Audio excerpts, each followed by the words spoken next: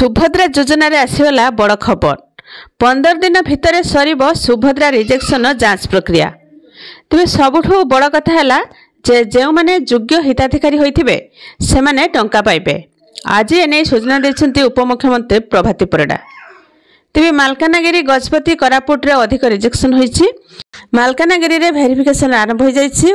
2025 मार्च 7 सुभद्रार प्रथम किस्ती पई आवेदन करि परिबे। 2025 मार्च 7 एही आवेदन होछि शेष तारीख। एहा सह मार्च 8 रे महिला दिवस रे द्वितीय किस्तीर सुभद्रा टंका मिलिबो।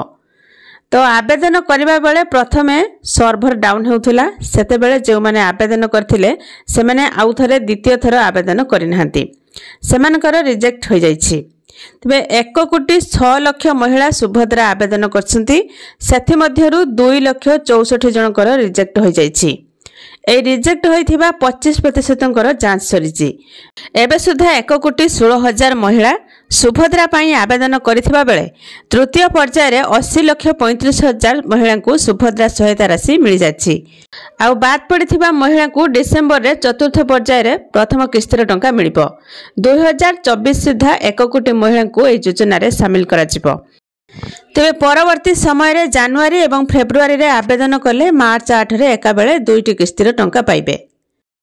आपण माने सुभद्रा योजना रे टंका पाइछन्ते कि नाही कमेंट रे जणाइबे। 15 दिन भितर सबु जांच सरिबो। एबे जेउ जिल्ला रे कम रजिस्ट्रेशन होईछि किंतु बेसी रिजेक्शन होईछि सेही सब स्थान को अधिक फोकस करा जाउछि। एबे मालकानगिरी रे 2टी ब्लॉक रो 2टी पंचायत रे रिजेक्शन रिपोर्ट आसिथिला। ए पर्यंत 1,06,00,000 आवेदन होईछि। 22% वेरिफिकेशन होईछि, बाकी जारी रहिछि।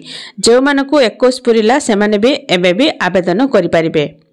एबे जेउ मानको 21 वर्ष पुरिला से माने मध्य आवेदन करि परिबे, जहा कि से मानको जनवरी एवं फेब्रुआरी रे ए टंका मिलि जिवो। प्रथम किस्तीर टंका आपण मानको मिलि जिवो। आ वीडियो टिउ केउ जिल्ला रो देखुछंती वीडियो गोटे लाइक करिवे। चैनल सहित जोडी रहबा पई चैनल को सब्सक्राइब करिके रखिथिबे।